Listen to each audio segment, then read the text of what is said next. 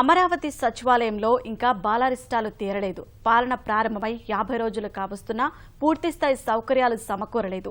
వైద్యం, ఆహారం లాంటి వాటికి ఇబ్బందులు ఎదుర్కోవాల్సి వస్తోంది. అత్యవసరమైతే ఆసుపత్రికి తరలించేందుకు అంబులెన్స్ కూడా అందుబాటులో లేకపోవడం విమర్శలకు తావిస్తోంది. అమరావతికి తరలివచ్చిన సచివాలయ ఉద్యోగులు మౌలిక సదుపాయాల కొరతతో అల్లాడిపోతున్నారు. డీహైడ్రేషన్ లాంటి సమస్యలు తలెత్తితే వెలగపూడి సచివాలయం నుంచి 30 కిలోమీటర్ల దూరం వెళ్లాల్సిందే. సచివాలయం 3వ భవనంలో డిస్పెన్సరీని ప్రారంభించి వైద్యులు, పారామెడికల్ సిబ్బందిని ఏర్పాటు చేసినా పూర్తిస్థాయిలో మందులు మాత్రం లేవు. ఉచితంగా మందులివ్వాల్సి ఉన్నా ఆ పరిస్థితి కనిపించడం లేదు. కనీసం అంబులెన్సు అందుబాటులో లేకపోవడం తీవ్ర విమర్శలకు తావిస్తోంది. ఇలాంటి పరిస్థితుల్లోనే ఇటీవల 2 మృతి చెందారని ఉద్యోగులు ఆరోపిస్తున్నారు. మంత్లీ మెడిసిన్ లేకపోవడం వల్ల చాలా మంది హార్ట్ పేషెంట్స్ ఉన్నారు, షుగర్ పేషెంట్స్ ఉన్నారు, బీపీ పేషెంట్స్ ఉన్నారు. చాలా ఇబ్బందులు కలుగుతుంది. 1 ఇయర్కో 2 ఇయర్స్కి ఒక్కోసారి డిప్టేషన్ ఇచ్చే డాక్టర్లు కావాలి, కానీ వచ్చి వారానికి ఒకసారి వెళ్ళిపోయే డాక్టర్ ఉన్నారనుకో, మేమెవరో వాళ్ళెవరో కూడా తెలియని పరిస్థితి, అవగాహన ఉండదు. మందులు షాప్ కోసమని చెప్పి విజయవాడ వెళ్ళాలి తప్పించి ఇక్కడ ఎటువంటి సౌకర్యం లేదు. ఈ చుట్టుపక్కల గ్రామాల్లో ఎక్కడ కూడా చిన్న మందు షాపు కూడా మేము ఇంతవరకు చూడలేదు. దయచేసి ప్రభుత్వం వెంటనే ఈ విషయం మీద స్పందించి 4-5 మెడికల్ స్టోర్స్ ఏర్పాటు చేసే విధంగా యాక్షన్ తీసుకోవాలనుకుంటున్నాము. సచివాలయ ఉద్యోగులకు భోజనం అందించే క్యాంటీన్ ఏర్పాటు విషయం వివాదమై కూర్చుంది. ఎన్టీఆర్ క్యాంటీన్ ఏర్పాటు చేయాలన్న ముఖ్యమంత్రి ఆదేశాలను బేఖాతరు చేసే దిశగా కొన్ని శక్తులు ప్రయత్నిస్తున్నాయి.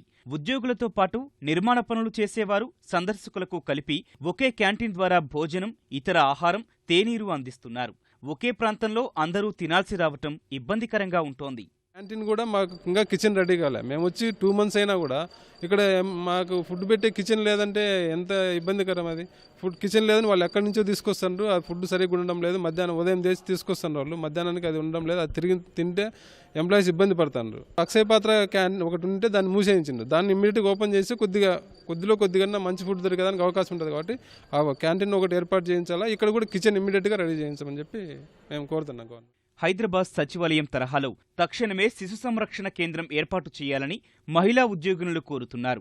ప్రధాన ద్వారం నుంచి సచివాలయ భవనాల వరకు నడిచే దూరం ఎక్కువగా ఉన్నందున బ్యాటరీ వాహనాలు వినియోగిస్తే బాగుంటుందని సూచిస్తున్నారు.